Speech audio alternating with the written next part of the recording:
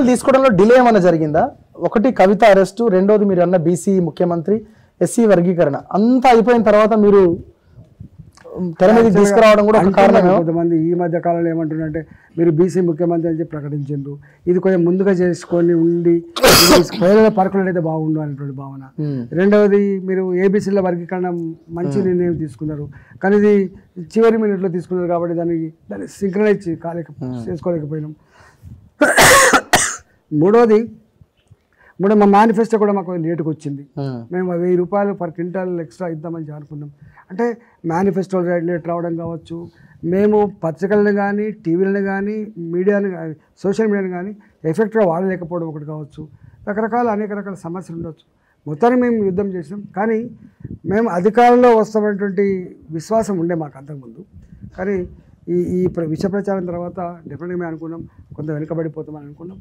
అయినప్పటికీ కూడా మేము 8 సీట్లు గెలుచుకొని 19 సీట్లలో సెకండ్ స్థానంలో వచ్చి 46 సీట్లలో డిపాజిట్ సాధించుకొని ఇవాళ 15% ఓట్లతో మేము ఇక్కడ దాకా పురోగమించడం కూడా చాలా గొప్ప విజయంగా భావిస్తూ ఉన్నాం.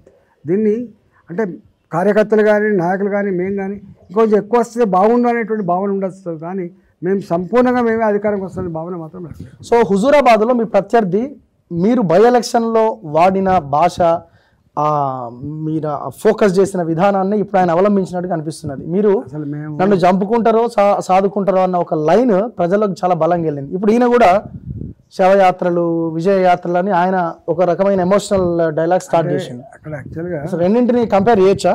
అసలు తెలంగాణ 2021 ఎన్నికల్లో ఒక్క ఫ్యాక్టర్ కాదు, అసలు అక్కడ పెద్ద రణరంగం జరిగింది. భారతదేశ ప్రజాస్వామ్య ఎన్నికల చరిత్రలో అట్లాంటి అధ్యాయాలుగా మళ్ళీ ఉండకపోవచ్చు, ఇంతకుముందు లేవు, మళ్ళీ ఉండకూడదు కావచ్చు. ఎందుకంటే 47,000 ఓట్లు కలిగిన దళిత జాతికి కుటుంబానికి 15 లక్షల రూపాయలు చొప్పున ఇవ్వడం అనేది ఈ చరిత్ర ఎక్కడ ఉంటుందా? 35,000 ఓట్లు కలిగిన గొల్ల కుర్మలకు 1,25,000 రూపాయలు చొప్పున గొర్రెల స్కీమ్ ఇచ్చిన చరిత్ర ఎక్కడ ఉంటుందా ఎన్నికల ముందు? అసలు మొత్తం మండలానికి ఒక పెద్ద మిక్సింగ్ ప్లాంట్లను పెట్టి రాత్రి రోడ్లు వేసి రాత్రి మురులు కట్టి కుల సంఘాల భవనాలకు, విలేకరుల భవనాలకు, ఇలా గుళ్ళకు ముగ్గులు పోసి ఓటుకు 10,000 రూపాయలు చొప్పున ఇచ్చి నా ఓటుకు 10,000 రూపాయలు రాలేదని చెప్పి దండాన్ని నిర్వహించిన చరిత్ర ఎక్కడ ఉంటుందా చెప్పండి. కానీ అదో యుద్ధం, అది మహాభారత కురుక్షేత్ర యుద్ధం లాగా జరిగింది. ఆ కురుక్షేత్ర యుద్ధంలో ధర్మం గెలిచింది, న్యాయం గెలిచింది.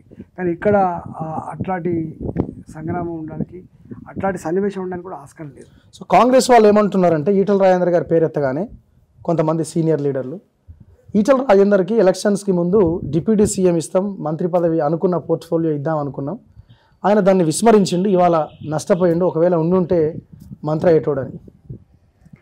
నాకు మంత్రి పదవి కొత్తగా, ఇప్పుడు కొంతమంది ఎమ్మెల్యే కావాలని చెప్పి కలగంటారు జీవితంలో, ఎమ్మెల్యే కాకుండానే చనిపోతారు బాబు.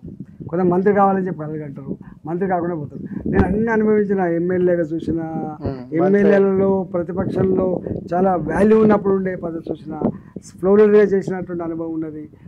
మొట్టమొదటి ఆర్థిక మంత్రిగా పనిచేసిన, కష్టకాలంలో తెలంగాణ సమాజంగా ప్రపంచ మానవాళి భయం గుప్పిట్లో ఉన్నాడు, కరోనా మంత్రిగా పనిచేసిన. మంత్రి పదవి నేనేదో వాళ్ళు ఆఫర్ ఇస్తే నేను పోకపోవడం తప్పు చేసినట్టుగా నేను ఎక్కడ ఫీల్ కావట్లేదు. మంత్రి పదవి చాలా గొప్పగా నేను భావించట్లేదు, నేను మంచి పని చేసినట్టుగా భావిస్తున్నాను.